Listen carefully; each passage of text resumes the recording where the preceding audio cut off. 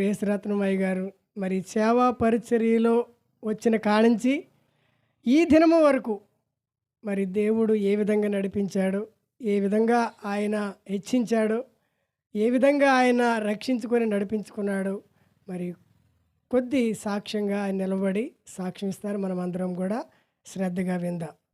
Praise Lord. ఈ సమయాన్ని వారికి ఇద్దాం.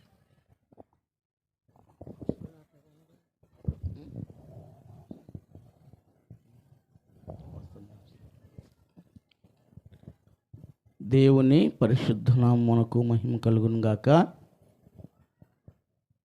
చెప్పండి గట్టిగా ఒకసారి. మరి కొంచెం గట్టిగా చెప్పండి. ఇంకొంచెం గట్టిగా చెప్పండి. దేవుని స్తోత్రాలు. మరి ప్రభు నామం పేరట కూడి వచ్చిన ప్రతి ఒక్కరికి కూడా నా హృదయపూర్వకమైన మరి వందనాలు చెల్లిస్తూ ఉన్నాను. దేవుని మహాకృపను బట్టి ఇక్కడ మరి దేవుని యొక్క సేవ మరి ప్రారంభించడానికి దేవుడు కృప చూపించారు. ఇది నా సొంత ఆలోచన కానీ కాదు. ఎందుకు అని అంటే ఈ దినాల్లో చాలామంది సేవకులు తనకు బంధువులుగా ఉన్నటువంటి వారిని ఆధారం చేసుకొని సేవ చేస్తూ ఆరాధిస్తూ ఉన్నారు.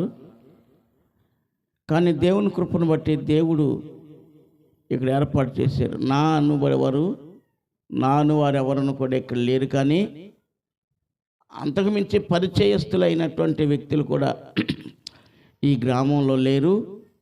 అంతేకాదు అసలు ఈ గ్రామం పేరే నాకు తెలియదు. మరి ఒకనొక దినమందు నేను ప్రార్థన చేసుకుంటూ అలాగా మరి మంచం మీద పడుకొని ఉన్నప్పుడు దేవుని యొక్క ప్రత్యక్షత నాకు కలిగింది. దేవునికి స్తోత్రం చెప్పండి. దేవుని యొక్క ప్రత్యక్షత నాకు కలిగింది. పరిశుద్ధ గ్రంథంలో సమూయేలు గ్రంథంలో ఆయన ఏం చెప్తాడంటే, యెహోవా సమూయేలుకు ప్రత్యక్షమై అని అక్కడ సమూయేలుకు ప్రత్యక్షమయ్యి ఆ ఏలి కుటుంబం యొక్క సంగతిని అంటే కూడా ఆయన చెప్తూ ఉంటాడనమాట. మరి అలాగే ఇంకా అనేక చోట్ల ప్రత్యక్షతను గురించి వ్రాయబడింది. అలాగే ప్రియులారా, మరి దేవుని యొక్క ప్రత్యక్షత చాలామంది ఈ ప్రత్యక్షతలను నమ్మరు, దర్శనాలు నమ్మరు. ఎందుకంటే దేవుని వాక్యం సత్యం. దేవుని వాక్యమే ప్రతిదానికి రుజువై ఉంటా ఉంది. మరి ప్రత్యక్షమై నాతో మాట్లాడి నాకు చెప్పినటువంటి విషయం సోమవారంలో పరిచర్య చేయాలి అని చెప్పి నాతో మాట్లాడారు. ఈ ప్రత్యక్షతలో నేను ఒక చక్కని దృశ్యాన్ని చూస్తూ ఉన్నాను. నేను అది ఏంటంటే యోహాను సువార్త మరి చివరి అధ్యాయంలో 21 అనుకుంటాను, చూడండి 15వ వచనంలో అది పేతురుకి యేసు ప్రభువుకి మధ్యలో జరిగినటువంటి సంభాషణ అక్కడ ఉంది. అది అక్కడ నేను చూస్తూ ఉన్నాను. ప్రత్యక్షతలో చక్కగా గోడపైన తెరపైన నేను దాన్ని చూస్తూ ఉన్నాను. అప్పుడు పేతురుతో చెప్తాడు ఏమనంటే, నా గొర్రె పిల్లలను మేపుము, నా గొర్రెలను కాయుము, మూడో మాట నా గొర్రెలను మేపము అని 3 మాటలు చెప్పి ఆ ప్రత్యక్షతలో నాకు వినబడిన చూస్తున్న మాట వింటున్న మాట ఏంటనంటే, ఈ దర్శనం ఈ ప్రత్యక్షత ఇది నీ కోసమే కనుక నీవు ఫలానా అంటే సోమవారం వెళ్ళి అక్కడ నా పరిచర్యను సువార్తను అందించాలి అని యేసు ప్రభు వారు స్పష్టంగా తెలియజేశారు. దేవుని స్తోత్రం చెప్పండి. ఈ సేవ మొట్టమొదట మరి కొన్ని చోట్ల రోడ్డు మీద ఒక 2 పాటలు పాడుకొని మరి నేను మా తమ్ముడు చిన్నోడు, ఇప్పుడు మన మధ్యలో తబలా కొట్టినటువంటి చిన్నోడు, మేమిద్దరం మరి వచ్చి ఒక 2 పాటలు పాడుకొని, చిన్న మైక్ ఒకటి ఉండేది, 2 పాటలు పాడుకొని ఒక చిన్న వాక్యం చెప్పి మళ్ళా వెళ్ళిపోయేవాళ్ళం.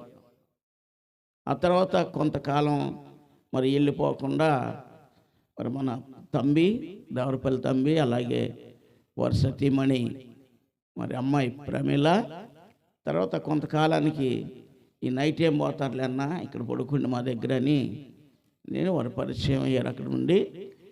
అలాగ కొంతకాలం జరిగిన తర్వాత వారు దేవుడు రోడ్డు మీద ఎందుకన్నా మా ఇంట్లో పెట్టండి, మా దగ్గర ఉండండి అని చెప్పేసి అక్కడ నుండి వారు గృహంలో ఆరాధన జరిగింది. ఈ ఆరాధన జరగటం వలన వాళ్ళు కూడా చాలా ఇబ్బందులు పడ్డారు, అయినా దేవుని కోసం నిలబడ్డారు. వారు కూడా చాలా ఇబ్బందులు పడ్డారు, శోధింపబడ్డారు. అయినా సరే వారు దేవుని కోసం నిలిచారు. దేవునికి స్తోత్రం చెప్పండి. అలాగే మరి నాకు కూడా ఎన్నో శోధనలు మరి ఎన్నో కలిగినాయి. కాబట్టి వాటన్నిటిలో నుండి దేవుడే నన్ను తప్పిస్తూ ఆదరిస్తూ ఈ పరిచర్యను ఇంతవరకు కొనసాగించారు. చెప్పడానికి టైం కాదు, మరి దైవజనులు మన మధ్య ఉన్నారు కనుక ఈ సేవ 2009లో ఈ పరిచర్య 2009 సంవత్సరం ఫిబ్రవరి 28వ తారీఖు ఈ పరిచర్య ఇక్కడ ప్రారంభించబడింది. దేవుడు ఏర్పాటు చేశారు. ఆయన అనేక రీతిలుగా కొన్ని కార్యాలు చేశారు. కొందరు పొందుకున్నారు, కానీ వారు తిరిగి వెనక్కి వెళ్ళిపోయారు.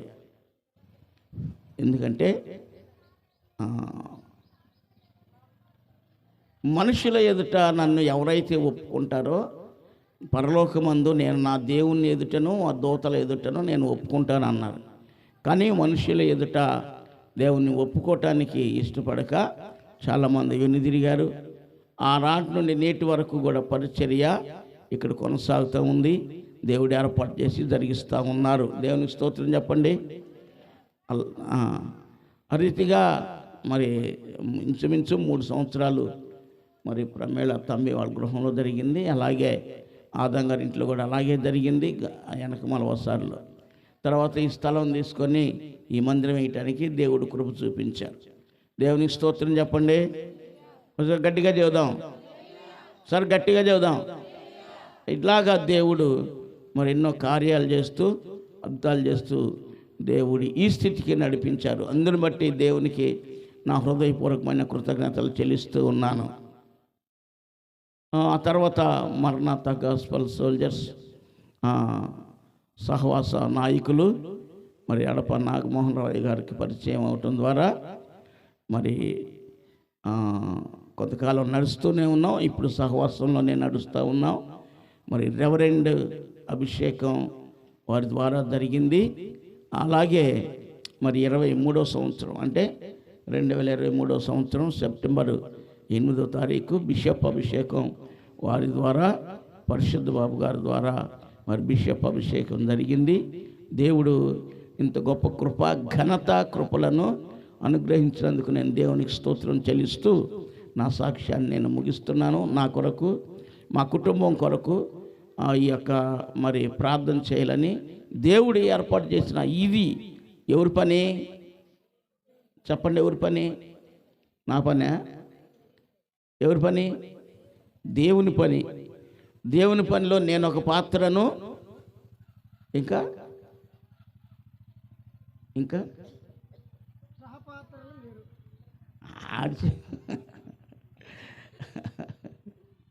దేవుని పనిలో నేను నా కుటుంబం పాత్ర, మీరు నాతో మాట్లాడండి.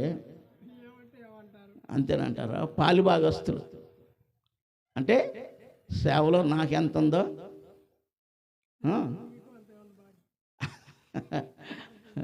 మాట్లాడట్లా. సరే, అంతే ఉంది. మరి ఈరోజు ఈ గుడికి ఎలా జరగటానికి ఎలా ఉంటుంది ఏంటి అని చాలా ఆలోచనలో ఉండి దీని ఏర్పాట్లు కూడా ఏం చేయలేదు. ఎందుకనంటే కొన్ని పరిస్థితులు చివరి దినాల్లో మరి ఇది అనుకోకుండా ఏర్పాటు చేయటం జరిగింది. ఇదంతా దేవుని కృప. దీనికి సహకరించినటువంటి నా ప్రియమైన పిల్లలైనటువంటి మీ అందరికీ నా హృదయపూర్వకమైన వందనాలు చెల్లిస్తూ ఉన్నాను. దేవుని నామానికి స్తోత్రాలు. ప్రభు ఇచ్చిన సాక్ష్యాన్ని మనందరి వినికిడిలో ఆశీర్వదించునుగాక. ఆమేన్.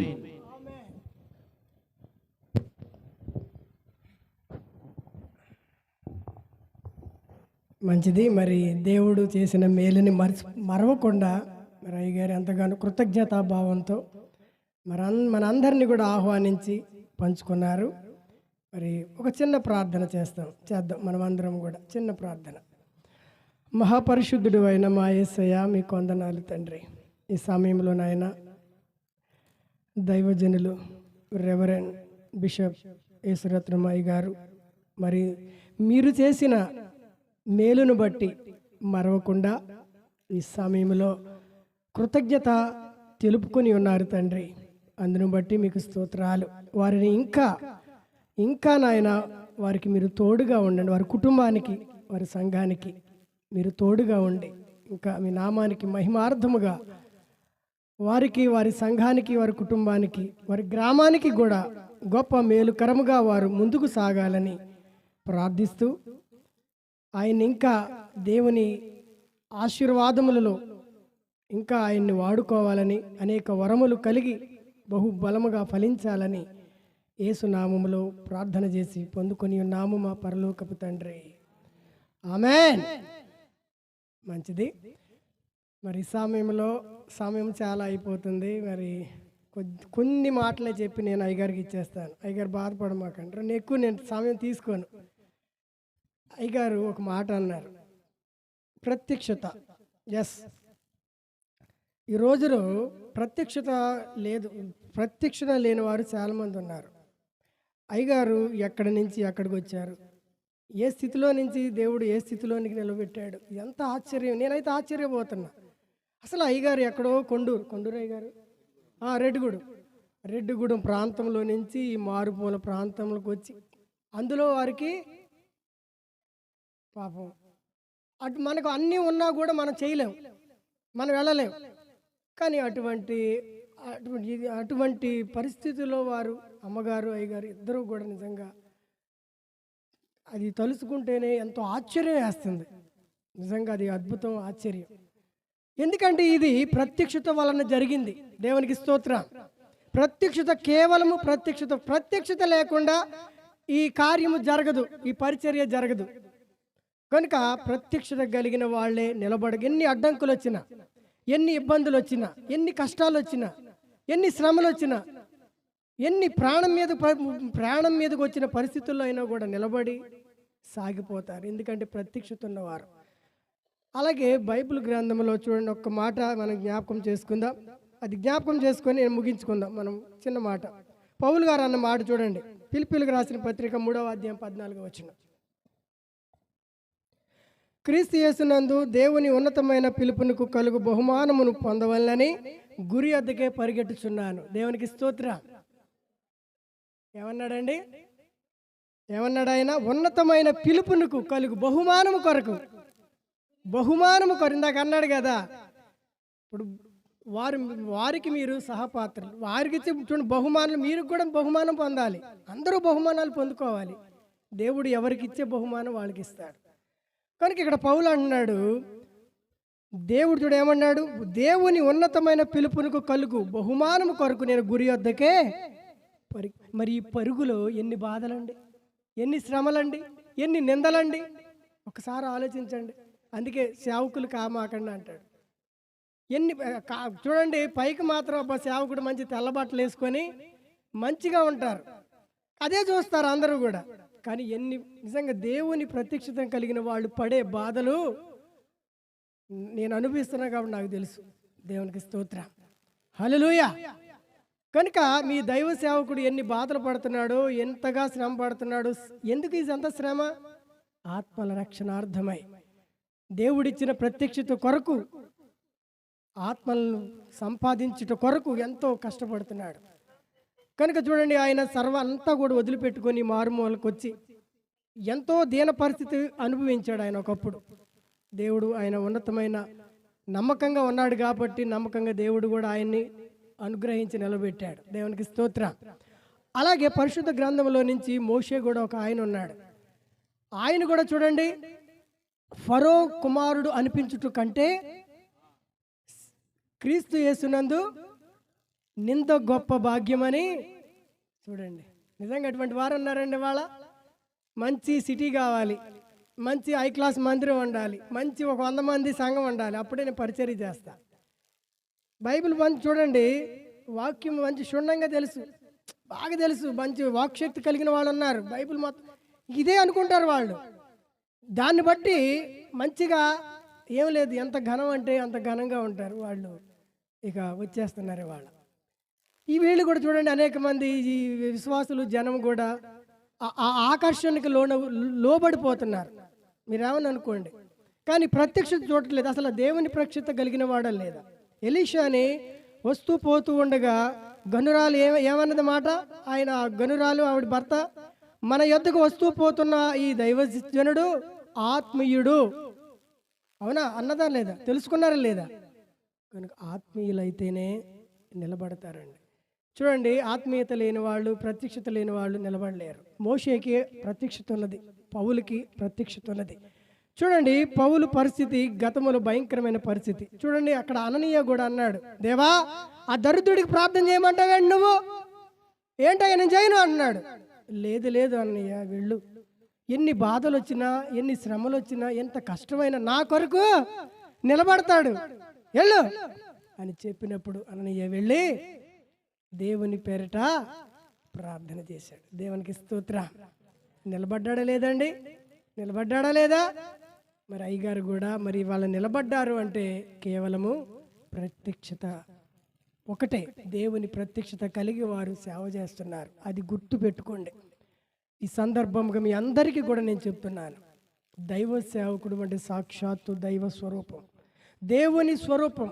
చూడండి, దేవుడు మనకి కనపడ దిగొచ్చి బిడ్డానికి ఏం కావాలి బిడ్డాన్ని అడగడు, కానీ అడిగేది ఆయనకు ఒక శరీరం కావాలి. కనుక వారిని ఎన్నుకున్నాయి, పిలుచుకున్నాడు, నడిపించాడు, మీ కొరకు తండ్రిగా ఉన్నాడు. కనుక తండ్రిని బాధ పెట్టకుండా వెంబడించండి. అదే నేను చెప్పే ఈ సందర్భంగా చిన్న సందేశం. దేవుడి పరిశుద్ధ మాటలు దీవించి ఆశీర్వదింపడును గాక. ఆమేన్. ఎందుకంటే సమయం లేదు, ఎందుకంటే మనం ఆహ్వానించబడిన దైవ సేవకులు దూర ప్రాంతం నుంచి వచ్చారు. ఎందుకంటే ఇంకా భోజనాలు ఎదురున్నాయి, కేక్ కటింగ్ కూడా మర్చిపోయి, కేక్ కటింగ్ ఉంది, కేక్ కటింగ్ అనంతరం భోజనాలు అని మరి సమయం ఉందగా మరి ఇంకా ముందు కార్యక్రమాలు ఉన్నాయి కాబట్టి ముగించేసి అయ్యగారికి ఆహ్వానించబడిన అయ్యగారు మరి ఇసునపేట ప్రాంతంలో బహుగా వాడబడుతున్న మరి సమయాలు అయ్యగారికి ఈ సమయాన్ని మనం ఇద్దాం. అందరు తప్పట్లు కొడుచుండగా ఆయనకి అవకాశం ఇద్దాం.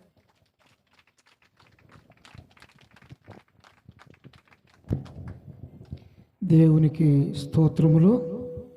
చీర వచ్చిన మీకందరికీ యేసుక్రీస్తు నామాన వందనాలు తెలియజేస్తున్నాను. మంచిది, క్షేమకరముగా మీ మధ్యకు దేవుడు నన్ను నడిపించాడు. వచ్చిన కాడ నుంచి చక్కని వాద్యాలు, చక్కని స్వరాలతో, మరి సన్నుతి గీతాలతో దేవుని నామాన్ని మహిమపరిచారు.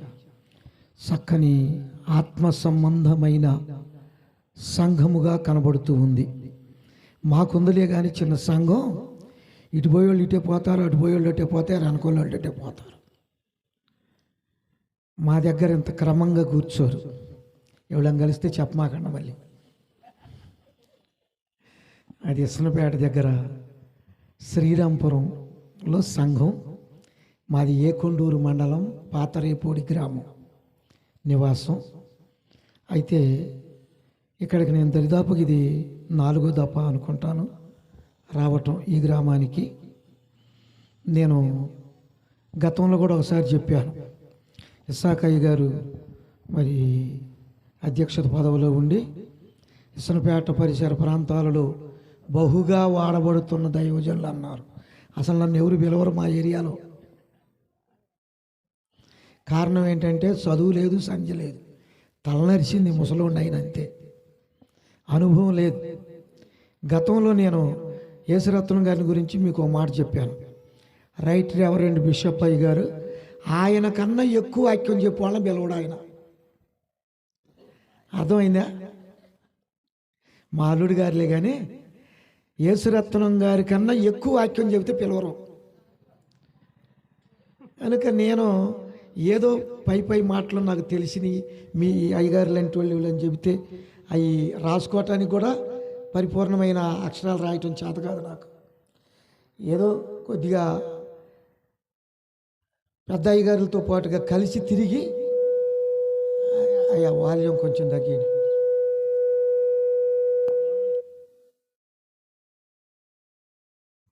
హాల్ చాలు.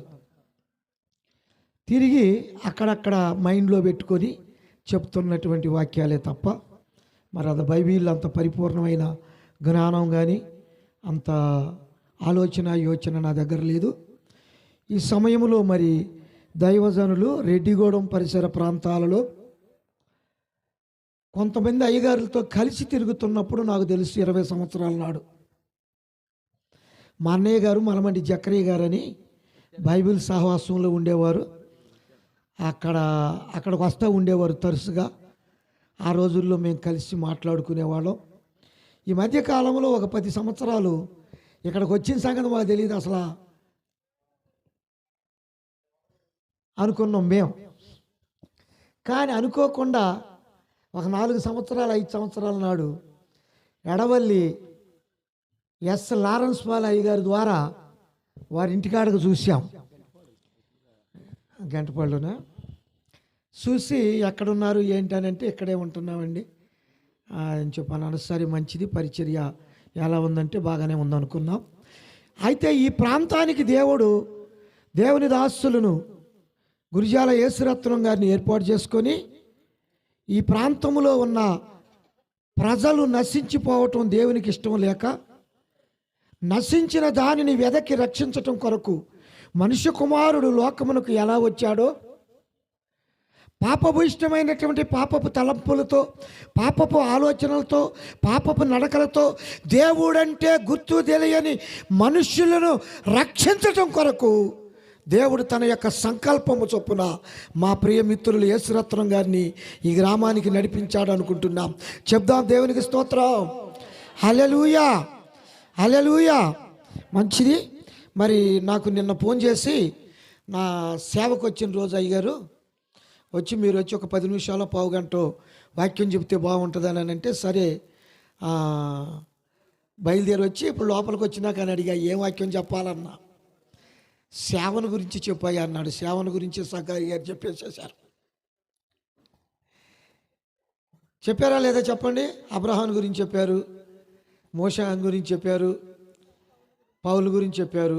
ఇంకెవరు ఉన్నారు నాకు తెలిసిన వాళ్ళు? బైబిల్లో నాకు తెలిసిందే వాళ్ళు. సరే చదువుకుందాం. ఆదికాండం 12వ అధ్యాయం.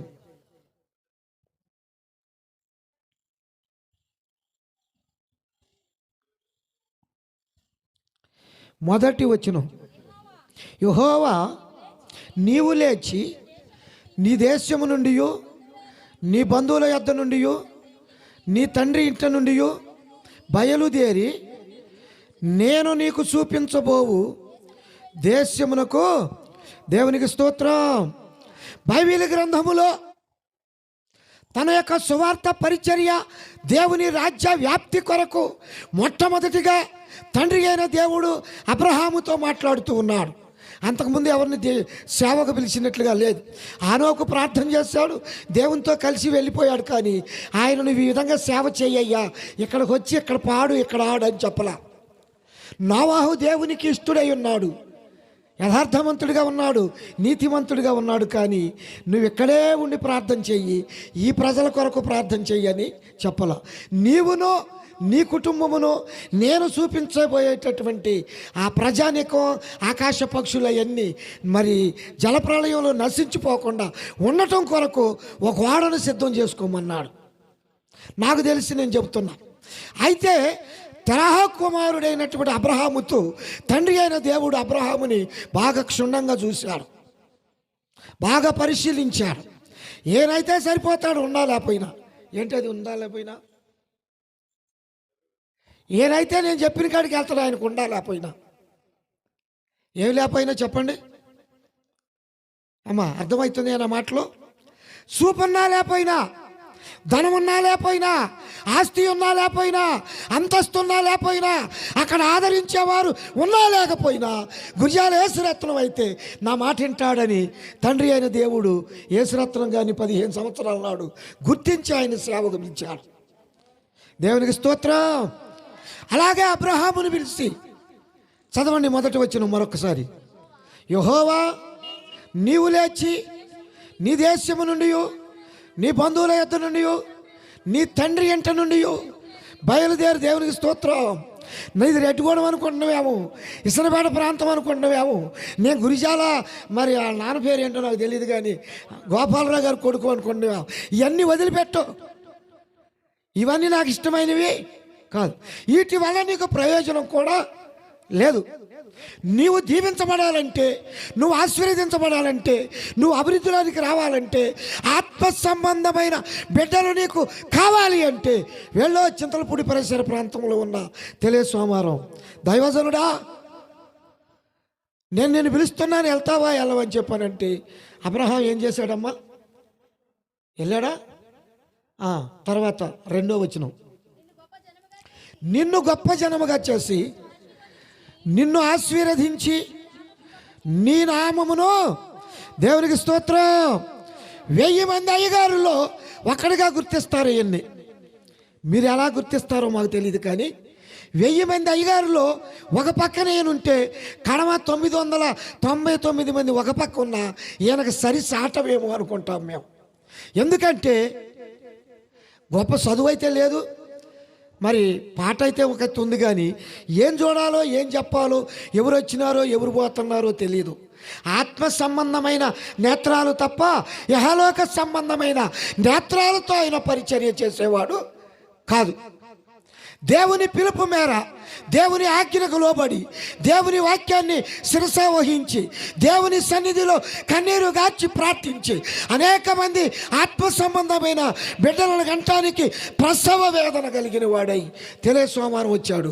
దేవునికి స్తోత్రం. బిడ్డలుగానే ప్రసవ వేదన కావాలండి. అందరూ బిడ్డలుగానే తల్లులే ఉన్నారు. చాలా కొంతమంది మరి లేత పిల్లలు ఉన్నప్పటికీ అందరు బిడ్డలు కన్నా తల్లులు ఉన్నారు. ఒక బిడ్డను కనాలంటే ప్రసవ వేదన ఎంత ఉంటుందో అది స్త్రీలకే తప్ప పురుషులకి ఎవరికి గుర్తించగలరమ్మా? పురుషులు ఎవరూ గుర్తించలేరు. కాకపోతే వాళ్ళ బిడ్డో లేక వాళ్ళ కోళ్ళు వాళ్ళ చెల్లు కాస్త గదిలో ఉండి ఏడుతుంటే బయటకు వచ్చి కత్తేదు భేదమోహం పెట్టడం తప్ప ఆ బాధను భరించేటటువంటి స్థితి మగవానికి ఎవరికి అర్హత? ఒక బిడ్డను కనాలంటే కడుపు చించుకొని సత్యాది బతికేది తెలియకుండా బిడ్డను బయటికి తీసుకొచ్చి లోకంలోకి దింపితే కన్నవలే చాను నువ్వే కన్నవాయక కొంచెం ఎదిగొచ్చిన తర్వాత అనేటటువంటి కొడుకులు, అది శరీర సంబంధమైన కొడుకులు. ఆత్మ సంబంధముగా మూలిగి కన్నీరు గార్చి మోకాళ్ళ అనుభవంతో కడుపు కట్టుకొని నా బిడ్డల కుటుంబాలని దీవించు ప్రభువా, నా బిడ్డల కుటుంబాలని ఆశీర్వదించయ్యా, నా బిడ్డల కుటుంబాలని అభివృద్ధిలోకి తీసుకురా ప్రభువా, వారికి వ్యాధి బాధలు ఏమీ రాకుండా, చీకు చింతలు సమస్యలు ఏమీ రాకుండా నీ దీవెన కలిగిన హస్తాల చాటున భద్రపరుచు ప్రభువా అని ప్రార్థన చేసే సేవకుడు ఎంతైనా అవసరం. దేవునికి స్తోత్రం. అవసరత కొరకే రెడ్డిగూడెం పరిసర ప్రాంతాల నుంచి దైవజనులు యేసురత్నం గారిని సోమవారానికి దేవుడు నడిపించాడు. చెప్దాం దేవునికి స్తోత్రం. హల్లెలూయా, హల్లెలూయా. సేవ అని అంటే నేను అనుకునేవాడిని ఒక 25 సంవత్సరాలు అవుతా నేను కూడా అయ్యగారిని అయితే తెలసొక్క వేసుకొని పోవచ్చు.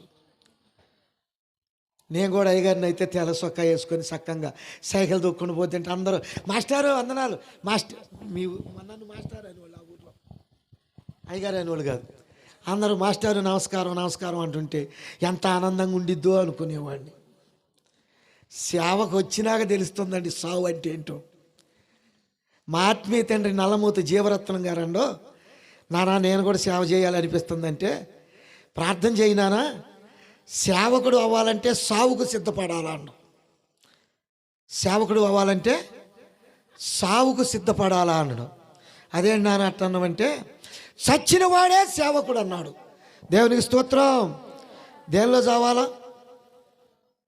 యహలోక సంబంధమైన ఆశలలో, పాపభూయిష్టమైనటువంటి తలంపులు, ఈ లోకపు సంపదలు, ఈ లోకపు అలవాట్లు చచ్చిన వాడే నిజమైన సేవకుడు అన్నాడు. దేవునికి స్తోత్రం. నన్ను సేవకు అభిషేకిస్తానని 3 సంవత్సరాలు మోకాళ్ళు వేయించి ప్రార్థన చేయించాను. అంటే 3 సంవత్సరాలు మోకాళ్ళు వేసి తీయకుండా లేను. ప్రతిరోజు ఉదయం 10 గంటల కాడ నుంచి మధ్యాహ్నం 2 గంటల దాకా మోకాళ్ళ మీద నుంచి లెగిస్తే ఊకునోడు కాదు. అమ్మగారు అసలు ఊకునేది కాదు. అయ్యగారు ఒకళ్ళు ప్రార్థన పోయినా, నానా సమయాలు ఏంటి కూర్చున్నావా? కూర్చోలేదమ్మా. ప్రియులారా గమనించండి, యహలోక సంబంధమైన ఆశ ఆలోచనలతో చనిపోయిన వాడే నిజమైన సేవకుడు. కనుక తనని గుర్తించాడు తండ్రి అయిన దేవుడు. మా యొక్క ప్రియమైనటువంటి మిత్రులు గురిజాల యేసురత్నం గారిని గుర్తించి, సేవకు ఏనైతే సరిపోతాడు, నా మాట ఏనైతే వింటాడు, నా మాటకు లోబడతాడు, నా మాటను అంగీకరిస్తాడు, నా బిడ్డలకు కాపరిగా ఉంటాడు అని చెప్పి రెడ్డిగూడెం పరిసర ప్రాంతాల నుంచి చింతలపూడి పరిసర ప్రాంతాలలో ఉన్న తెలియసోమారం గ్రామానికి తీసుకొచ్చి 15 సంవత్సరాలు ఆదరించి కృప చూపించాడు. ముందున్న దినాలలో అనేక సంవత్సరాలు ఇలా సేవా దినాలను గడుపుచు, ఎలా సేవ వార్షికోత్సవాలు జరుపుకోవాలని సేవకునిగా మనసారా దీవిస్తున్నా దేవుడు తన వాక్యాన్ని నడిపించునుగాక. మంచిది. ఇంకొక మాట, కింద వచ్చిన చదవండి. నిన్ను దూషించు వానిని శపించదను, భూమి యొక్క సమస్త వంశములు నీ యందు. దేవునికి స్తోత్రం. ఎవరికి ఇచ్చాడండి ఈ అర్హత? నిన్నెవరన్నా దూషించారా? అయ్యగారు అంత అడ్డాలో లేడని అన్నాం అనుకోండి, నామకంగా ఏదో ఊకినే అన్నాం అనుకోండి, రేపు నుంచి వస్తాడే పొట్టోడు ఆడంత అడ్డాలో లేడు అన్నారు అనుకోండి, ఏమైందంట? ఎవరు చెప్పించేది? సేవకుడు కాదండి, దేవుడు ఏర్పాటు చేసుకున్న సేవకుణ్ణి నిందించటానికి నువ్వెవరు? దేవుడు తన పని కొరకు ఏర్పాటు చేసుకున్న బోధకుణ్ణి దూషించటానికి నువ్వెవరు? ఒకవేళ అలా జరిగిందనుకో, నీకు చక్కని దీవెనిస్తున్నాడు దేవుడు. ఏమన్నాడమ్మా? ఏం ఆశీర్వదిస్తున్నాడు? దూషించిన వారిని దీవెన కాదండి, శాపాన్ని కొని తెచ్చుకోవద్దు అక్కల్లారా, చెల్లెళ్ళారా, అన్నల్లారా, తమ్ముళ్ళారా. దైవ సేవకునిగా గుర్తించాలి. దైవ సేవకునిగా ఆదరించాలి. ఎందుకు అనంటే అతడి నీ కొరకు ప్రార్థన. దేవునికి స్తోత్రం. అదే పుస్తకం 20వ అధ్యాయం 7వ వచనం ఒకసారి చదువుదాం. కాబట్టి ఆ మనుషుని భార్యను తిరిగి అతనికి అప్పగించుము, అతడు ప్రవక్త, అతడు నీ కొరకు. దేవునికి స్తోత్రం. నువ్వు ఆయన్ని దూషించినా, ఆయన్ని నిందించినా, ఆయన అపహసించిన, ఆయన ఏళన చేసిన, ఆయన నువ్వు ఎత్తుపడుపు మాటలు ఎన్నన్నా కానీ అతడు ప్రవక్త, అతడు నీ కొరకు ప్రార్థన చేసే ప్రవక్త ఒకడున్నాడు, నీ కొరకు ప్రార్థన చేసే సేవకుడు ఒకడున్నాడు, నీ కొరకు విజ్ఞాపన చేసే బోధకుడు ఒకడున్నాడు, నీ కొరకు కన్నీరు గార్చే ప్రార్థన పాదుడు ఒకడై ఉన్నాడని నువ్వు గుర్తుపెట్టుకోవాలి. ఏ సేవకుని కూడా ఎప్పుడు కూడా ఎవరిని దూషించకూడదు, నిందించకూడదు. అబ్రహాముని దేవుడు ఎంపిక చేసుకున్నాడు, అబ్రహాముకి అట్టి అర్హత ఇచ్చాడు. నిన్నెవరైనా దూషిస్తారా? వాళ్ళని శపిస్తా. సమస్త జనములు నీ యందు ఆశీర్వదించబడినట్లుగా నిన్ను నేను ఆశీర్వదించి పంపిస్తున్నాడు. సేవకుడు అంటే సామాన్యమండి. కొంతమంది అంటారు, మేము తలాకరసోడు బియ్యం ఇస్తే బతుకుతుండో, మేం బాపోతే మా అయ్యగారికి అండెవరు అనుకునే వాళ్ళు కూడా లేకపోలేదు. మా సంఘంలో ఉన్నారు. మీ సంఘంలో లేకపోతే మీకు దీవెన. మా సంఘంలో ఉన్నారు. ఈరోజు నేను ప్రార్థనకు రాను. యావయ్యా నేను వచ్చి పాట పాడితేనే అక్కడ ఆరాధన. మరి రావా? అయ్యగారు నేను నన్ను లెక్క ఇలా నన్ను పిలవాల స్టేజ్ మీదకి, నేను రాను. ఎవరు పిలవాలి నిన్ను? ఎవరు పిలవాలి? నిర్గమాకాండం 3వ అధ్యాయం 10వ వచనం.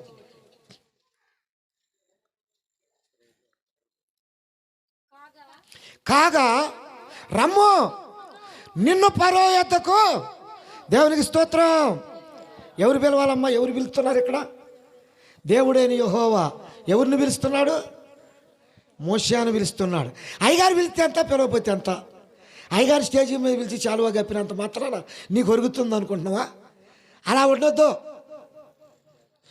నిన్ను దేవుడు గుర్తించే విధంగా, నిన్ను దేవుడు బలపరిచే విధంగా, దేవుని సన్నిధిలో మోకరించి ప్రార్థించే అనుభవంలో నువ్వు ఉంటే దేవుడే దిగొచ్చి నిన్ను పిలుస్తాడు. ఆ పిలుపు కొరకు ఎదురు చూడాలి. అయ్యగారు నన్ను స్టేజ్ మీద పిలవలేదు, అయ్యగారు నన్ను పాటకు పిలవలేదు, అయ్యగారు నన్ను మీటింగ్ అని చెప్పలేదు. మొన్న ఈ మధ్య మా చర్చి యానివర్సరీ జరిగింది, ఫిబ్రవరి 2వ తారీఖు.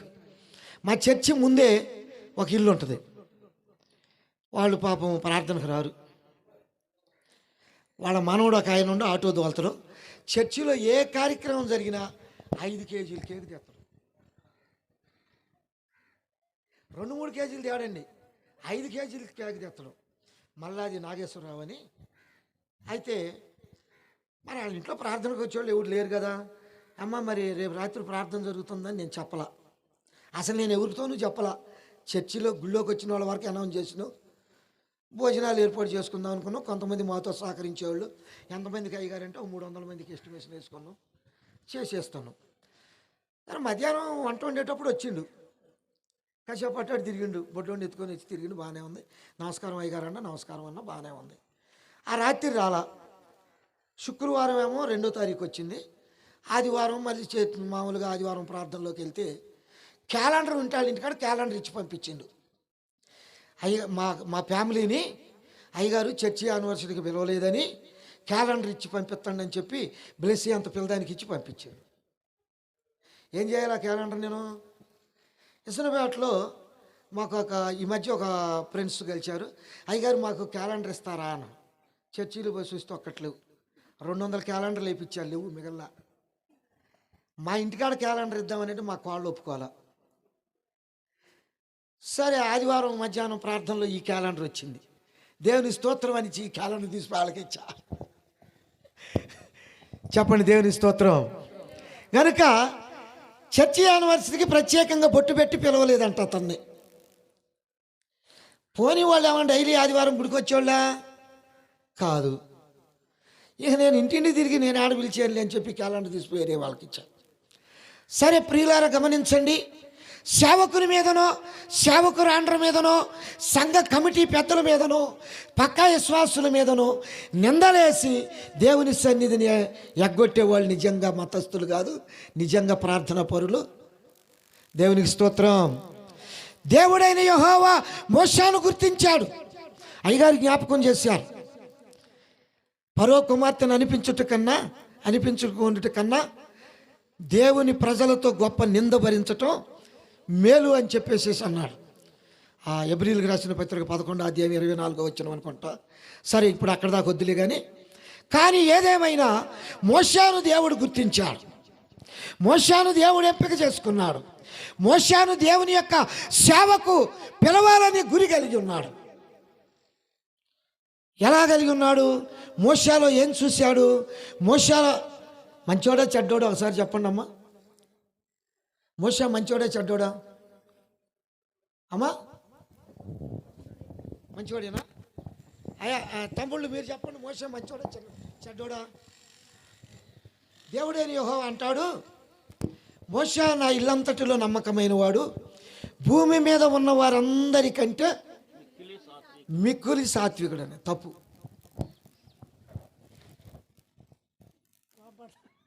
అయ్యగారు ఒప్పుకుంటారు తప్పు అంటే ఏంటి? మోషే సాత్వికుడు కాదు. ఎక్కడండి? ఐగుప్తీయులు ఇద్దరు కలిసి చెప్పు.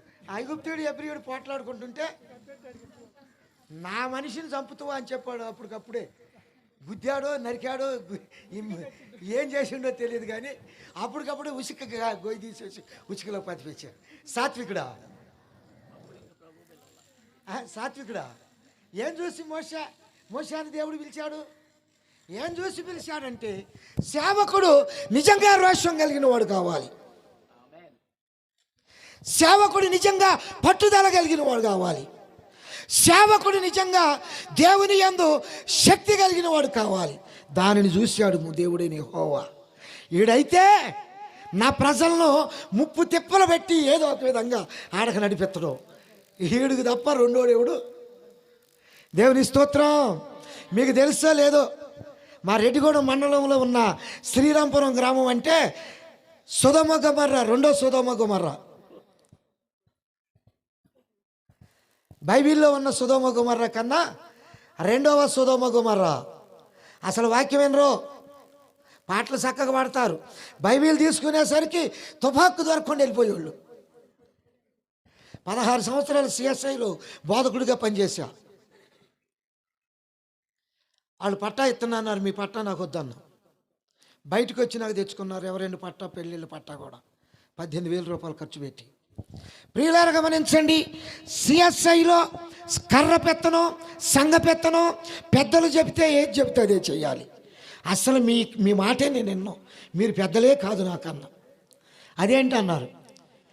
నేను వచ్చేసరికి మందిరం ఊడిచి సాపలేసి కుర్చీ వేసి మంచీలు పెట్టే పెద్దేవుడు అని ఉంటే ఆడు పెద్ద అన్న.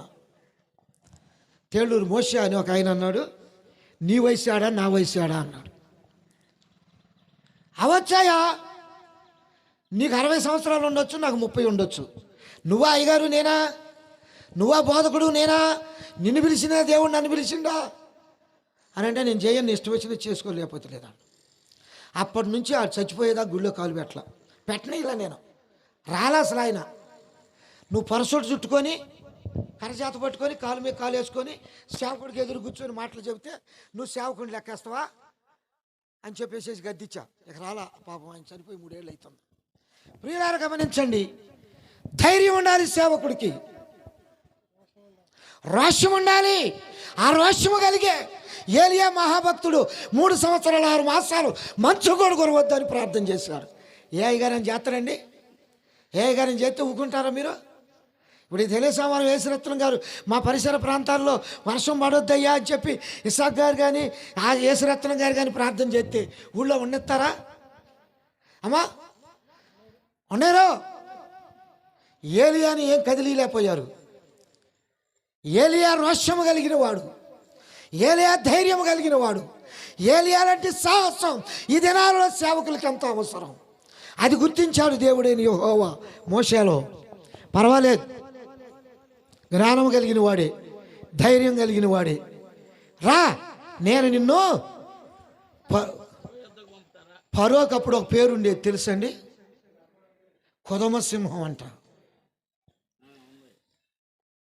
ఫరోకి ఆ ఐగుప్తు ప్రాంతంలో ఉన్న ప్రజలు పెట్టింది ఏంటంటే కొదమ సింహం. సింహం దగ్గర పంపిస్తానంటే అతడు ఎవడన్నా గారు అతడు ఎవడన్నా భయపడ్డా? కానీ మోషే కూడా కొన్ని సాకులు చెప్పాడు. 4వ అధ్యాయం 10వ వచనం చదవండి, అదే పుస్తకం. అప్పుడు మోషే, ప్రభువా, ఇంతకు మునుపైనను నీవు నీ దాసునితో మాట్లాడినప్పుడైనను నేను మాట నేర్పరిని కాను, నేను నోటి మాంద్యము నాలుక మాంద్యము గలవాడనని యెహోవాతో చెప్పగా. దేవుని స్తోత్రం. ఈయన దగ్గర ధైర్యం సాహసమే కాదండి, కొద్ది తెలివి కూడా ఉంది. తప్పించుకునే తెలివి ఉంది. కానీ ఆయన ఒప్పుకోలేదులే. కానీ అయ్యా, నాకు నోటి మాటలు రావు, నేలకు మందం, నా మాట ఎవరికి అర్థం కాదు. ఇప్పుడు నేను వస్తుంటే ఇక్కడ మంకోలులో మా సంఘం పిల్లలు ఒక అమ్మాయి ఉంది. ఆ చీపురు కాడ తీసుకొని గబక్కన లోపలికి వెళ్తుంది. మాయగారు మాయగారు ఆయనారా, మాటలు రావు, కొంచెం బాగా నత్తిగా ఉంటుంది, రోడ్డు అమ్మట ఇల్లు. ఏదో చెబుతుంది పాపం, నాకు అర్థం కావట్లా. కాసేపు నుంచొని అమ్మ మళ్ళీ తిరిగి వచ్చేటప్పుడు వస్తాలే మాట్లాడదాంలే అని చెప్పేసి దాన్ని పడి వచ్చింది. నిజంగా నత్తి అయితే అలా ఉంటుంది, కానీ నిజంగా నత్తోడు కాదు, నత్తిగా యాక్షన్ చేయటానికి చూసిండు, దేవుని సన్నిధిలో నుంచి తప్పుకోవటానికి చూసిండు. అయినా కానీ దేవుడు అతనిని, మోషే నత్తివాడమ్మ నిజంగా, సకల విద్య ఐగుప్తీయుల సకల విద్యల యందును మాటల యందును నేర్పరి అయి ఉండెను అంటాడు అపోస్తుల కార్యం 7:21-22 వచనాలల్లా. ప్రియులారా గమనించండి, మోషేను గుర్తించాడు దేవుడు. మోషేను పట్టుకోవటం కొరకు మోషేను పిలిచాడు. రా, నిన్ను ఫరో యొద్దకు నేను పంపిస్తాను, నా ప్రజలను నడిపించటానికి నీవే నాయకుడువు. నా ప్రజలు నిందించిన, నా ప్రజలు దూషించిన, నా ప్రజలు హేళన చేసిన, నా ప్రజలు ఎగతాళి చేసిన వాటన్నిటినీ సహించుకునే ఓపిక ఓరిమి నీ దగ్గర కనబడుతూ ఉంది, రా అని చెప్పన్నాడు.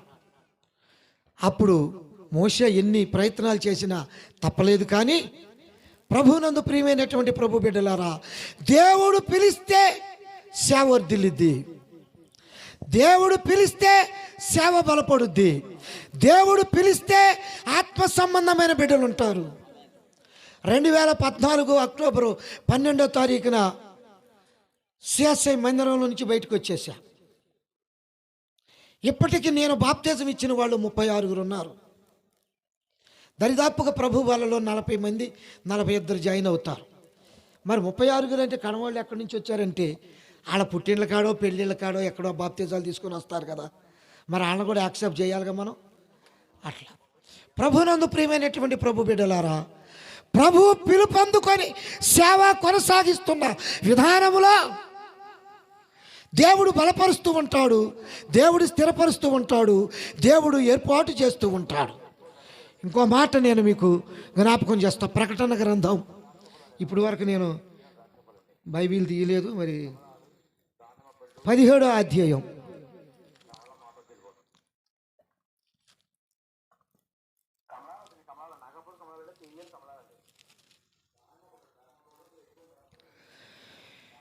పదమూడవ వచనం చదువుకుందాం.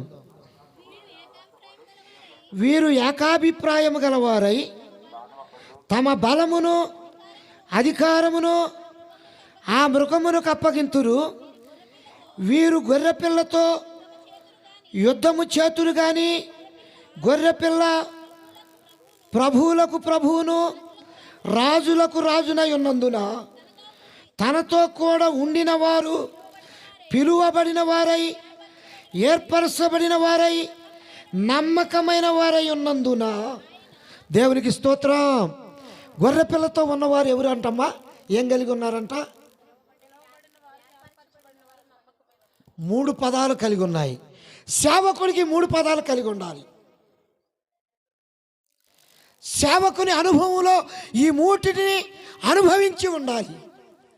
సేవకుడు ఈ 3 పదాలను కలిగి అనుభవించి ఉంటే ఇప్పుడు కాకపోయినా మరొకప్పుడైనా దేవుని పరిచర్య వర్ధిల్లుతూ ఉంటుంది. దేవునికి స్తోత్రం. ఆ పరిశుద్ధ గ్రంథంలో ఉంది, పిలువబడిన వారు అనేకులు, ఏర్పరచబడిన వారు కొందరే. బైబిల్లో కూడా కొంతకాలం యేసుతో పాటుగా కలిసి తిరిగి, యేసుతో పాటుగా ఉండి, యేసుతో పాటుగా ఆయన ఎక్కడుంటే అక్కడే ఉండి ఇంకెప్పుడు ఆయన కనపడకుండా ఉండేవాళ్ళు ఉన్నారు. తెలుసండి అసలు యేసుప్రభు వారి శిష్యులు ఎంతమంది అమ్మా? ఒక మాట నాకు తెలుసో తెలియకో మాటకి జ్ఞాపకం చేస్తా. 6వ అధ్యాయం 66వ వచనం, యోహాను సువార్త.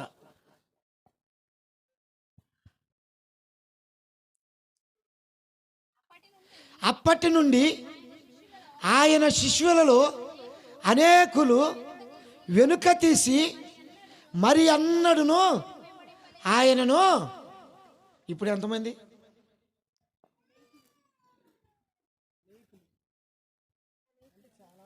చాలామంది ఉన్నారండి. యేసు ప్రభువారు శరీరధారిగా ఉన్న దినాలలో ఆయన చేస్తున్న అద్భుత కార్యాలు, ఆశ్చర్య కార్యాలు, ఘనకార్యాలు చూసి అనేక మంది తెల్ల సొక్కాలు వేసుకొని నాకు మగాలు బయలుదేరి వచ్చేస్తున్నారు. ఈయన చూస్తే అయ్యగారే అని అనుకుంటారు.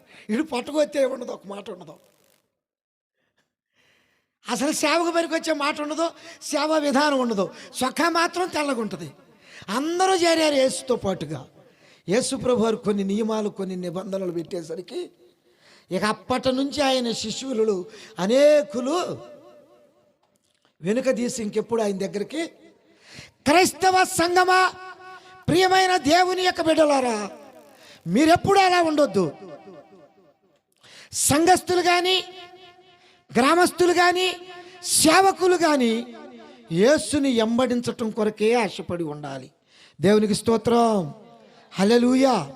యేసుని ఎంబడిస్తున్న దినాలలో వారికి ఏ విధమైనటువంటి కొరతలు, ఏ విధమైన తరుగులు, ఏ విధమైనటువంటి నష్టాలు లేనటువంటి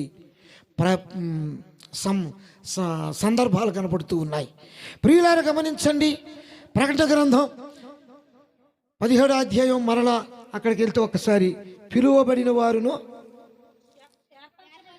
ఏర్పరచబడిన వారినై నమ్మకమైన వారై ఉన్నందును చాలు. ఇప్పుడు సేవకుడు ఎలా ఉండాలి? మొట్టమొదటిగా పిలువబడి ఉండాలి. ఎవరు పిలుస్తున్నారు? దేవుడు పిలుస్తున్నాడు. మా ప్రాంతంలో దేవుడు పిలవడండి.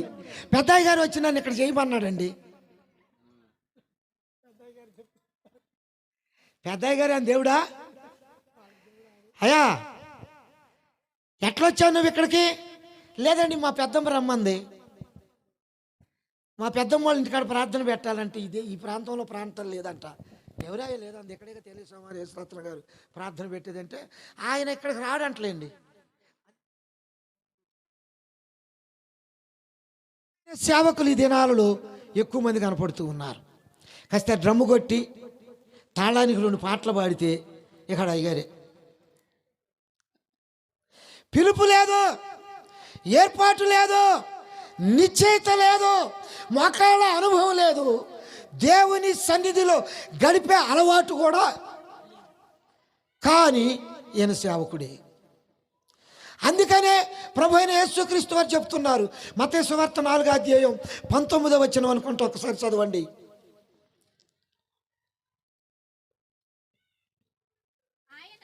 ఆయన నా వెంబడి రండి, నేను మిమ్ములను మనుష్యులను పట్టు జాలరులుగా. దేవునికి స్తోత్రం. అక్కడ కొంతమంది జాలరులు ఉన్నారండి. వాళ్ళు సముద్ర నైపుణ్యం కలిగినటువంటి వారు. వాళ్ళ తల్లిదండ్రులు తాతల కానుంచి సముద్ర వ్యాపారులు. సముద్రములో ఏ మూలకు పోయి వలేస్తే చేపలు ఎక్కడ పడతాయో మంచి జ్ఞానము కలిగిన వాళ్ళు. సముద్రములో ఇక్కడ వలేస్తే లేక ఇక్కడ ధోనిని దింపితే ఎంత లోతు ఉంటుందో కనిపెట్టగలిగిన పెద్ద ఇంజనీర్లు వాళ్ళు. చదువు లేదు కానీ సముద్రములో గొప్ప ఇంజనీర్లు వాళ్ళు చేపలు ఎట్టబట్టాలో వాళ్ళకి తెలుసు. ఈ దినాల్లో ఉన్న వాళ్ళకి విశ్వాసుల్ని ఎట్టబట్టాలో తెలుసు. అయితే డబ్బు ఇల్లు చూశారనుకోండి, పొద్దుపూట మాటిపూట వెళ్తారు అయ్యగారు. ఏదో ఒక విధంగా అక్కడి నుంచి కొద్దిగా ఒక ఎర్రను గుచ్చి చేపలు లక్కొచ్చుకుందామని. కానీ యేసు ప్రభు వారు విద్య లేని పామరుల దగ్గరికి వెళ్ళి, అబ్బాయి మీరు ఇప్పటి వరకు చేపలు పడుతున్నారు, కానీ ఇక నుండి నేను మిమ్ములను మనుషులను పట్టు జాలరులుగా పిలువబడ్డారు. అక్కడ ఉండోళ్ళు పిలువబడ్డారా లేదా చెప్పండి. శిష్యులను పిలిచాడు, 12 మందిని ఏర్పాటు చేసుకున్నాడు, వాళ్ళని అభిషేకించాడు. 10వ అధ్యాయంలోనికి రండి, 5వ వచనం అనుకుంటా చదవండి. యేసు ఆ 12 మందిని పంపుచు చాలు. దేవునికి స్తోత్రం. నాకు కావాల్సిన వచ్చిన ఒక మాట వస్తే చాలు, చేట భారతం అంతా చదవక్కర్లా. యేసు ఆ 12 మందిని ఏర్పరుచుకొని వాళ్ళను ముందు పిలిచాడు, తరువాత మళ్ళీ పంపిస్తున్నాడు. పిలువబడిన అనుభవాన్ని ఉండాలి నీకు, పంపబడిన అనుభవాన్న. దేవునికి స్తోత్రం. పిలువబడిన అనుభవం, పంపబడిన అనుభవం మా ప్రియమిత్రుడు యేసురత్నం గారికి ఉందని నేను మనసారా నమ్ముతున్నా. దేవునికి స్తోత్రం. పిలువబడిన అనుభవం, దేవుడు చెప్పిన మాట అనుభవం గనక వినేటటువంటి అనుభవం లేకపోతే ఆ ప్రాంతం నుంచి ఈ ప్రాంతానికి ఆ దైవజనులు రావాల్సినంత అవసరత అక్కడే సంఘం కట్టుకున్నాడు. వాళ్ళ కుటుంబాలు చాలా ఉన్నాయి గురిజాలో.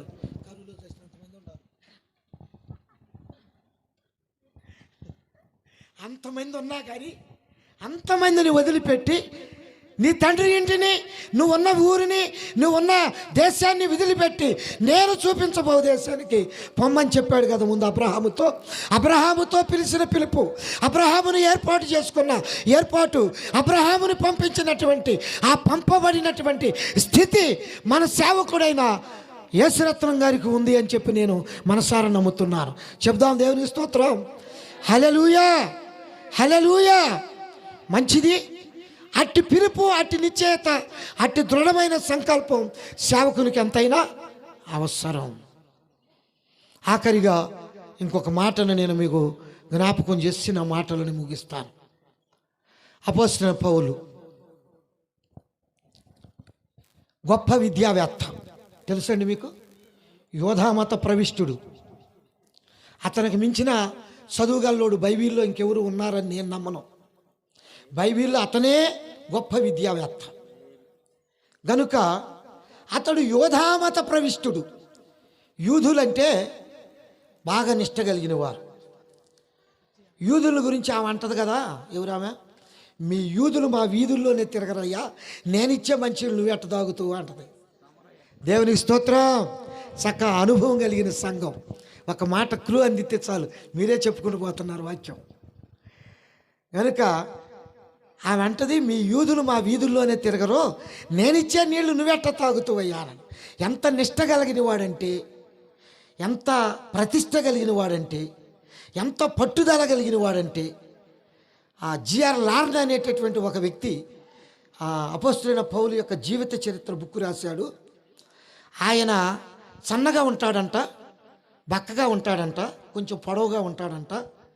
కత్తి పడితే 1000 మందినైనా ఒక వారంలోనే నరికేసేస్తాడట. అంత చాకచక్యం కలిగినటువంటి వాడు. ఆయన్ని సంపుచికలో బాధ పెడితే ఆయన వదిలిపెట్టిండి. ఆయన ఎవరైనా వదిలిపెట్టకుండా ఉంది. దేవుడు మోషేను వదిలిపెట్టాడేంటి? మోషేను వదిలిపెట్టకుండా ఉన్న దేవుడు సౌలును వదిలిపెడతాడు అనుకుంటాడు పాపం. అనుకొని గవర్నమెంట్ వారి దగ్గర నుంచి పత్రికలు తీసుకొని ప్రియులారా గమనించండి, దీనికి ఆను ఆపు లేదనుకుంటా. ఇది రాదా? ఇంకొకసారి మన పై ఆయన కనుక వస్తే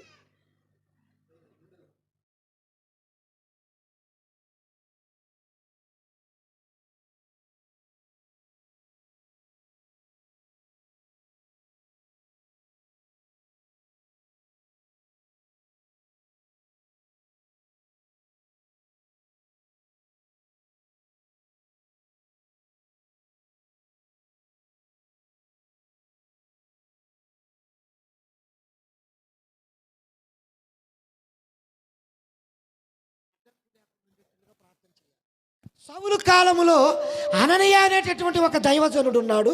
ఆయనతో అనేక మంది సంఘబిడ్డలు ఉన్నారు, అనేక మంది క్రైస్తవులు ఉన్నారు. రాళ్లలోను, గుట్టలలోను, గుహలలోను రహస్యంగా ప్రార్థన చేశారు. వారి ప్రార్థన పరిశుద్ధాత్మ దేవుడు విన్నాడు. దమస్కు పట్టణములో క్రైస్తవులు ఎక్కువ మంది ఉన్నారు. ఈ మధ్య మీరు చూశారు కదా, మణిపూర్ ప్రాంతంలో క్రైస్తవులు ఎక్కువట. మన ఆంధ్ర రాష్ట్రం కన్నా, తెలంగాణ రాష్ట్రాల కన్నా మణిపూర్లో క్రైస్తవులు ఎక్కువ. అక్కడి నుంచి మొదలుపెట్టాడు మన పెద్దన్నయ్య. కనుక మనం ప్రార్థన చేస్తే, మన ప్రార్థన దేవుని సన్నిధికి చేరితే, మన యందు దేవుడు కనికరిస్తే, మనకు దేవుని యొక్క రాజ్య వ్యాప్తి విస్తరించాలని దేవుని సంకల్పంలో ఉంటే, మనం స్వేచ్ఛగా ప్రార్థన చేసుకునేటటువంటి స్థితి కలుగు చేసుకున్నట్లుగా ప్రార్థన చేయవలసిన అవసరం ఎంతైనా. దమస్కులో ఉన్న క్రైస్తవులను హతము చేస్తానని పత్రికలు చేతపట్టుకొని, కత్తి చేతపట్టుకొని వెళ్ళిపోతా ఉన్నాడు. దమస్కు గవిని దగ్గరికి వెళ్ళాడు అంతే. వాళ్ళ ప్రార్థనా ధూపం గవిని దగ్గరకు వచ్చింది, వాళ్ళ ప్రార్థనా శక్తి గవిని దగ్గరకు వచ్చింది, వాళ్ళ ప్రార్థన వేదిక దమస్కుకు పొలిమరలోకి వచ్చేసింది. తట్టాడు, ఒక తట్టు తట్టితే గుర్రం మీద నుంచి బిళ్ళ పెట్టుకి కింద పడిపోయాడు. ఎంత బలవంతుడైతే మాత్రం పరిశుద్ధాత్మ శక్తి ముందు బలవంతుడా? ప్రభునందు ప్రియమైనటువంటి ప్రభు బిడ్డలారా, ఈ కథ అంతా మనందరికీ తెలిసే, చిన్నప్పటి నుంచి అరిగిపోయిన గ్రామ్ఫోన్ రికార్డు లాగా చెప్పుకొని వస్తున్నాం. కనుక ఎందుకు ఈ పని జరిగింది అని అంటే, సంఘం ప్రార్థించటం వల్ల, సంఘం ప్రార్థనా ధూపం వేయటం వల్ల, సంఘం విజ్ఞాపన చేయటం వల్ల, సంఘం కన్నీరు గార్చటం వల్ల, సంఘం ప్రార్థన శక్తితో నింపబడటం వల్ల. మనం ప్రార్థన చేస్తే మన సంఘాలు వర్ధిల్లుతాయి. మనం ప్రార్థన చేస్తే మన కుటుంబాలు దీవించబడతాయి. మనం ప్రార్థన చేస్తే మన పిల్లలు భవిష్యత్తులో ఆస్తికర్తలుగా ఉంటారు. మనం ప్రార్థన చేస్తే మన కుటుంబానికి ఉన్న సమస్యలు పోతాయి. మనం ప్రార్థన చేస్తే మన సేవకుడు బలముగా మన కొరకు విజ్ఞాపన చేయటానికి సిద్ధంగా ఉంటాడు. దేవునికి స్తోత్రం.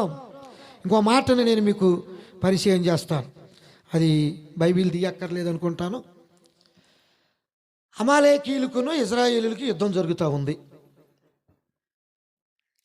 సేవకుడికి దేవుడైన యెహోవా ఏం చెప్పాడంటే, నువ్వు పలానా కొండ మీదకి వెళ్ళి చేతులెత్తి ప్రార్థన చేయి అని చెప్పాడు దేవుడైన యెహోవా.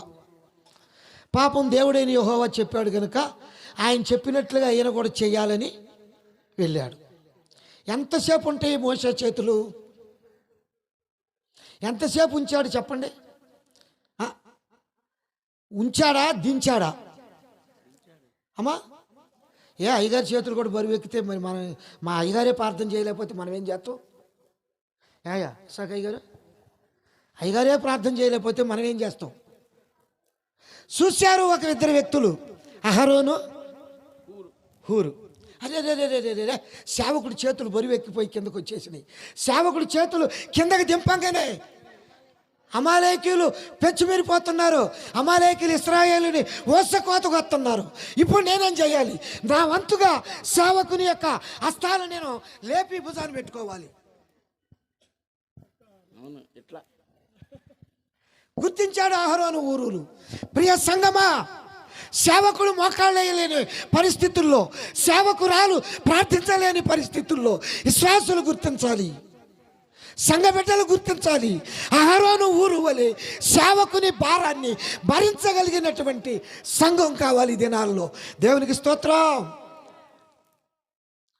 అప్పుడు అహరోను ఊరులు మోషే చేతులు బరువెక్కగా లేపి పట్టుకుందా ఇశ్రాయేలీలు గెలిచిరి అని పరిశుద్ధ గ్రంథంలో కనబడుతూ ఉంది. ప్రభునందు ప్రియమైనటువంటి ప్రభు బిడ్డలారా, మీకందరికీ నేను నిండు వందనాలు చేసి తెలియజేసేది ఏంటంటే, మీకు దేవుడిచ్చిన సేవకులు సేవకురాండ్రులు, మరి ప్రభు ఎందుకైతే వారిని ఆ స్థితిలో ఉంచాడు? ఇద్దరు బ్లైండ్. వారి అవసరతలు, వారి యొక్క పద్ధతులు, వారి ప్రయాణాలు అన్నీ మీ సంఘం మీదనే మోపబడి ఉన్నాయి. నమ్ముతారా? మీ సంఘం మీదనే మోపబడి ఉన్నాయి.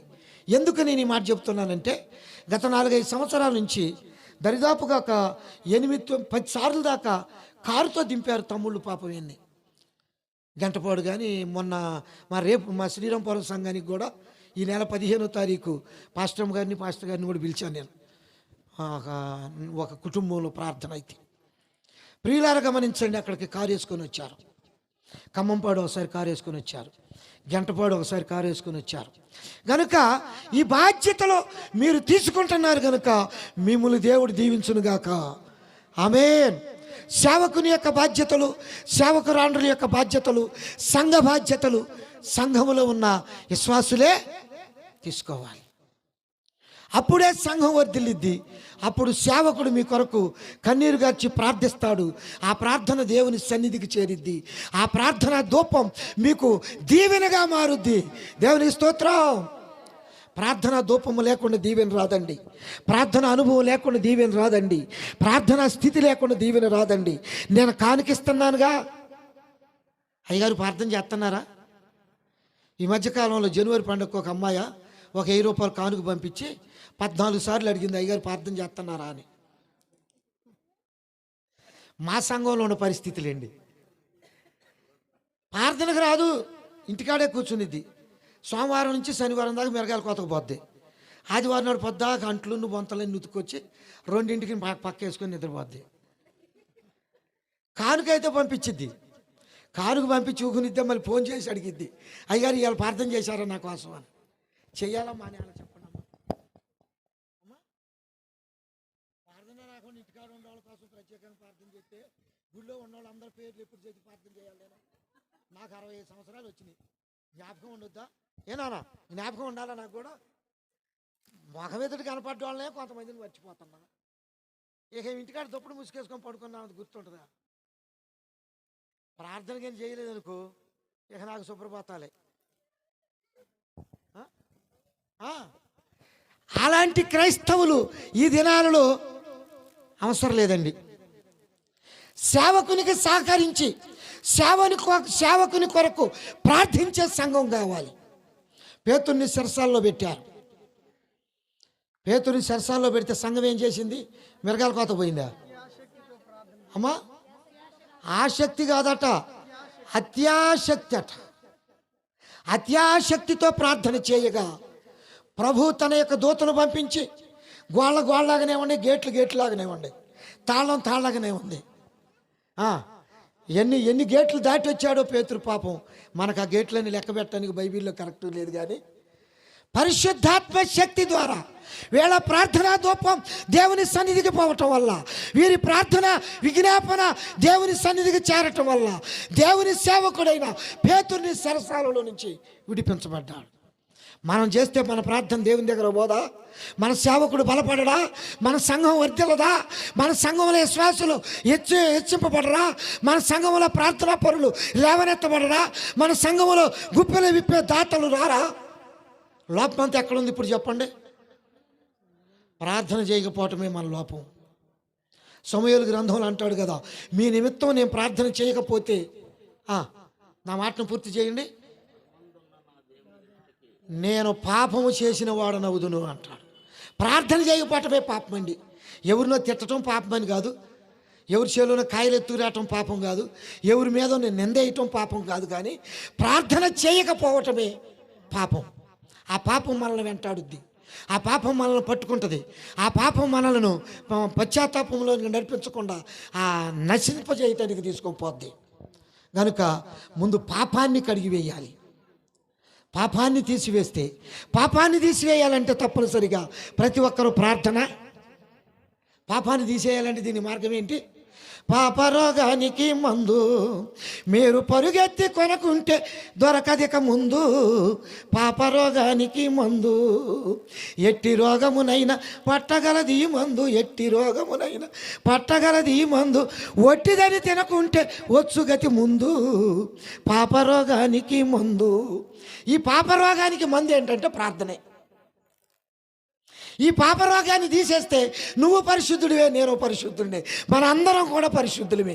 అందరం దేవుని యొక్క నిత్యరాజ్యములో ఆ యొక్క ధవళ సింహాసనం మీద ప్రభు అయిన యేసుక్రీస్తు వారు తీర్పు తీర్చేటప్పుడు అందరం కలుసుకొని ఆయన బాగున్నారా, అయ్యగారు బాగున్నారా, అమ్మగారు బాగున్నారా, అయ్యగారు యేసురత్నం గారు ఎట్టున్నారు, అమ్మగారు ఎట్టున్నారు, అందరం మనం శుభ సమాచారాలు తెలుసుకొని దేవుని సన్నిధిలో నిత్యరాజ్యములో సంతోషంతో ఉండవచ్చు.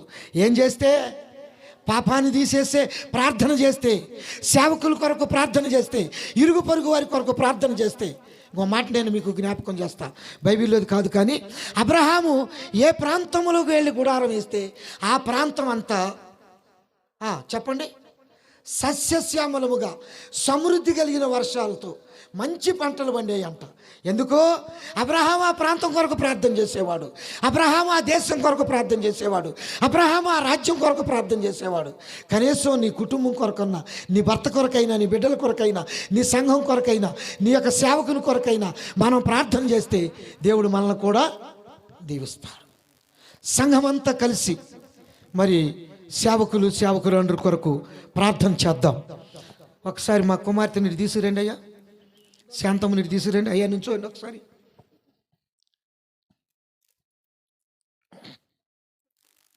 అందరూ లేచి నిలబడి మీ కుడి హస్తాలు సేవకుడు అందరూ వైపు సాపి శ్రీరమ్మ ముందున్న కాలంలో సేవ అంతా నీదే. ప్రార్థన చేద్దాం, ప్రతి ఒక్కరు ప్రార్థన చేద్దాం. ప్రసంగం ముగించబడ్డది, నా మాటలు నేను ముగించాను. సేవ వర్ధిల్లునట్లుగా, సంఘం బలపడినట్లుగా, సేవకుడు ప్రార్థన అనుభవంతో ఎదుగులాగున, సేవకుడు ప్రార్థన విజ్ఞాపన ద్వారా ఉన్నతమైన స్థానంలోనికి వచ్చేలాగున ప్రార్థన చేద్దాం. స్తోత్రం స్తోత్రం స్తోత్రం స్తోత్రం, స్తుతి స్తుతి స్తుతి స్తుతి స్తుతి. స్తోత్రాలు ప్రభువా, స్తోత్రాలు తండ్రి. అబ్రహామును పిలిచిన మా ప్రభువా, మోషాను పిలిచిన మా ప్రభువా, ఇర్మియాను పిలిచిన మా ప్రభువా, ఏలియాని ఎంపిక చేసిన మా ప్రభువా, ఎలీషాను దర్శించిన మా దేవా, ఆమోసుతో మాట్లాడిన మా ప్రభువా, జకర్యాతో మాట్లాడిన మా ప్రభువా, మలాకీతో మాట్లాడిన మా తండ్రి, మీ దాసుని కొరకు మా ప్రభువా సేవకులుగా మేము ప్రార్థిస్తున్నామయ్యా. సేవకులుగా మేము అభిషేకిస్తున్నాం.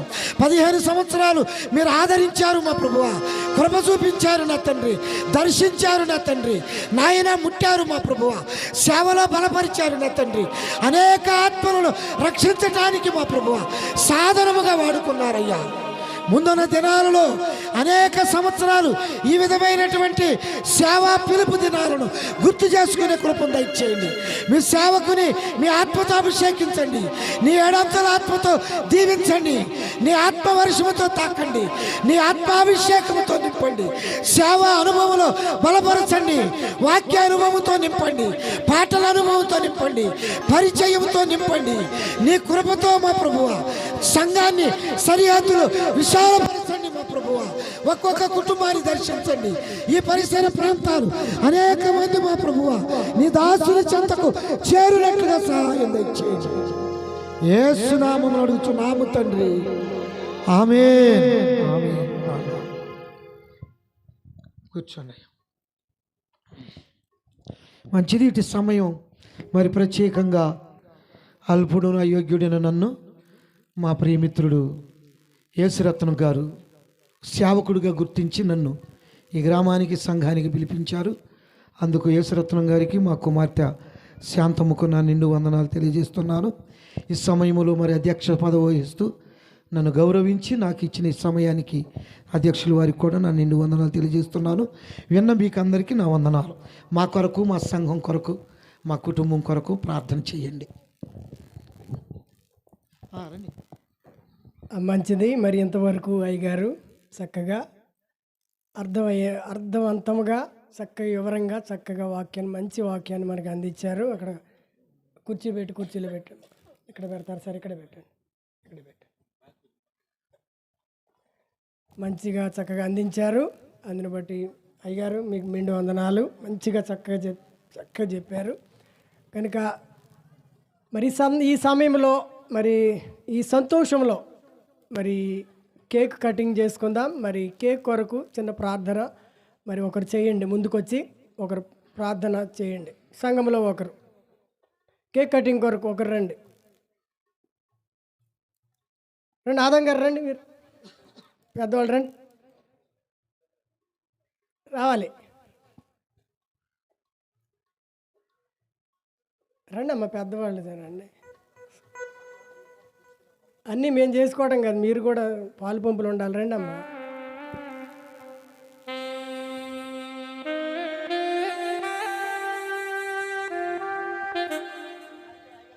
సరే ప్రార్థన నేనే చేస్తాను.